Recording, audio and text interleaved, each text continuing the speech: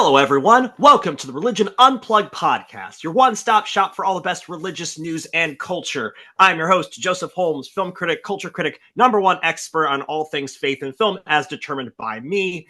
And with me today is a very special guest. You've previously seen his work on the FX show Better Things, the Viaplay original streaming series Home Invasion, available on Amazon Prime. He studied improv at the Second City in Hollywood and is currently performs improv around the LA area.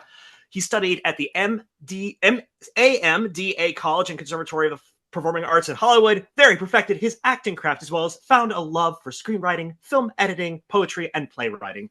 But he's best known for his magnetic portrayal as Judas Iscariot in the hit TV series about the life of Jesus, The Chosen, which can be viewed on Amazon Prime Video, Peacock, and Netflix. He is the laudable, the limitless Luke Dimyan. Luke, welcome to the show. Hello, thank you. Laudable and limitless. Yes. I need to put those on some business cards. Wow. Hey. Alliterations know no bounds. Well, just remember me in your will. Of course. Give everything to Joseph Holmes. Yes. I said everything, please. Send it all to him. It's limitless. Yes. No, I'm all down for that. Anyway, I'm really glad to have you here. Again, I was saying beforehand, a big fan of yours ever since you started in The Chosen. So obviously, on The Chosen, you play what might be one of the most well-known and iconic figures in all of, history, literature, and religion. Judas is literally a word that's passed into vernacular as a synonym for traitor, like Achilles' heel and kryptonite are for weaknesses. So how did you end up playing this character, and what attracted you to the role? I believe it was in an audition. That was the initial attraction. That helped a lot. And so booking that was completely out of my hands, but I'm very happy to have done so because I don't think I would have, I don't know if I would have done the show if I was cast as anybody else. I love this guy too much. And exactly for the reasons that you just mentioned, he's just known so unanimously as this thing. Like that's such an amazing weight and such a wonderful pressure for an actor to want to take on. I think anyone would have been instantly magnetized to want to play him just for the sheer gravitas alone. So honestly, I think I won the lottery and the most escapes of casting, especially for a Jesus show. I'm living pretty high. Yeah, absolutely. What got you into acting in the first place? Like, what was your?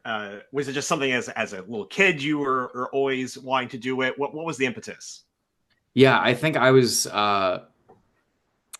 mentally broken as a child, and so that in itself, It helps. required. Oh, it helped a lot. I think that was the impetus exactly. I just at a very young age, I loved movies, telling stories, and I loved performance. I was very loud, and I didn't really have a lot of social buffers, which also helped. And so it just kind of happened naturally at a very young age. I was like, I want to act, and my parents were like, "Oh, he'll grow out of it." And sadly, I did not. Out of my Levi jeans, grew out of them. My weird obsession with acting did not. So. Well, we reap the benefits, so we're glad in any case. So yeah, one of the obviously unique things about the show, like I said, everybody kind of knows, at least has heard of Judas, has heard of these people.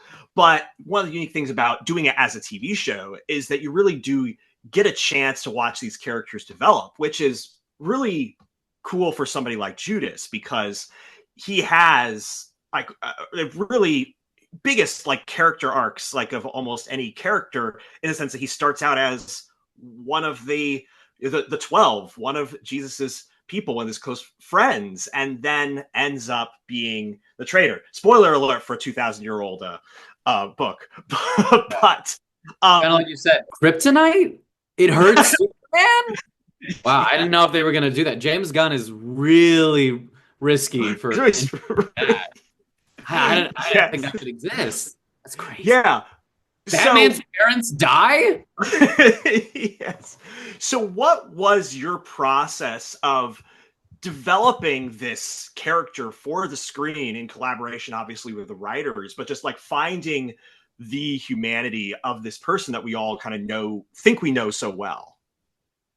I think it just helped that I wanted to prove everybody wrong.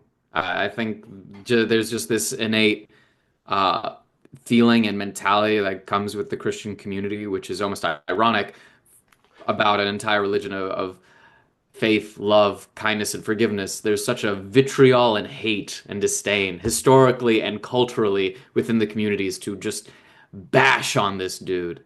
And growing up in that culture and community, I never found that feeling quite mutual to my own effects. So knowing that that exists, just the writers did most of the heavy lifting. At the end of the day, they could have made him an absolute, and there was nothing I could have done about it. But they were, I think we were on the same page. I think they cast me for a reason. I wouldn't have wanted to do the role if it was purely that one note. So with them laying the groundwork, uh, they just allowed me to play in the realm of making this an incredibly sympathetic and genuine human being. And that's where I just like to keep him. Honestly, sometimes Dallas will have to remind me, he's like, "Oh, rein it back. We don't want to make him too like methodical." And I'm like, "Oh, but he's a person. He thinks." And he's like, he can't think too much. If he thinks too much, then he can't make any bad decisions, and he's got to make a very big bad decision. So please dumb him down a bit." I was like, "Got it, got it." The square hole doesn't go in the circle. I can't do it, man. I can't. I can't figure it out. So what was the part of him that you really related to? Because you talked about, like, right, even as from a young age, feel like, hey, there's something more to him. And for you, what was the thing that was more to him that made him say, oh, he's, someone that, he could be me. He's got, he's one of us. What did you find in him that was for you? I think it was his suicide. I think that was the thing, and the fact that culturally everyone just rejected him as someone who's a natural social reject because of my social qualities. I found a kinship in that immediately. The fact that he couldn't even be allowed a good moment, a good thought. The fact that his greatest mistake was something he regretted and felt such guilt for that he took his own life and then received vitriol and hate and disdain for it never sat well with me. That didn't seem like the actions of a man who deserved to be remembered throughout history as the worst villain of all time. That sounded like a guy who made a mistake and regretted it, who felt bad. That sounded like a human being, like a person who cared about Jesus, who cared about his friend, someone he probably loved, and just couldn't live with the decision. There's so much in the Bible that I think people just take for granted, that they take on face value certain people's stories and was like, yes, and this was God's righteous, and these are the people who are damned forever to hell. And it doesn't, that's not how people work. It really is a perspectives game and who ends up telling the story last. And so from that point of view, I've always just been very defensive and very drawn to him. No, beyond like anybody else. I was out here like uh oh my goodness, what's a good comparison? I I was just like I loved watching like TV shows and movies. We were talking about Anakin Skywalker for let's use that as a perfect Yeah. example. Literally the chosen one, supposed to bring balance to the Force, and he I mean, the younglings, poor guy, like this guy did some of the worst stuff to ever exist. But in that perspective of the story, in the galaxy's perspective, Darth Vader is the worst guy to ever exist. But to Luke Skywalker, in the eyes of Luke Skywalker, that's his dad.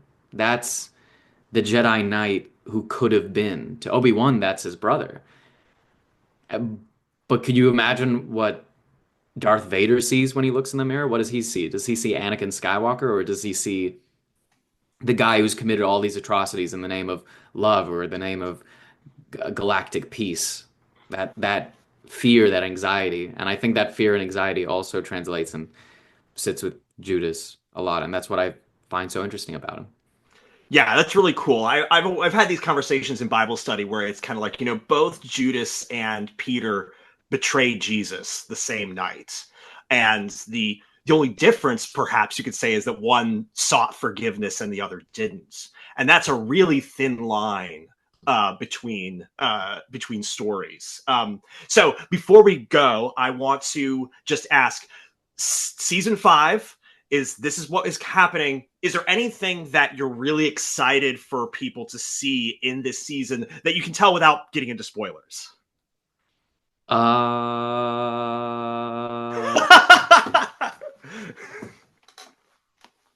mean, the whole thing. I mean, there's not like a specific moment. It's like, oh my goodness, wait till you get to episode 5, 30 minutes in, timestamp 29:86. It's gonna be great. I don't know. I think they're just gonna enjoy the show. If you've stuck around for 5 seasons, I think you're gonna be very excited to see what we've just upped the ante from here. So you're in for a real treat. That's awesome. Well, very excited. Obviously, The Chosen is going to be in theaters first for 2 weeks, March 28th, then for 2 weeks, April 4th, and then for 2 weeks, April 3rd, to do the whole season in 3 big movie events. So definitely check those out. And check out Luke Dimyan is Judas. He's awesome. It's so great to talk to you. And yeah, look forward to seeing you at the movies. Absolutely.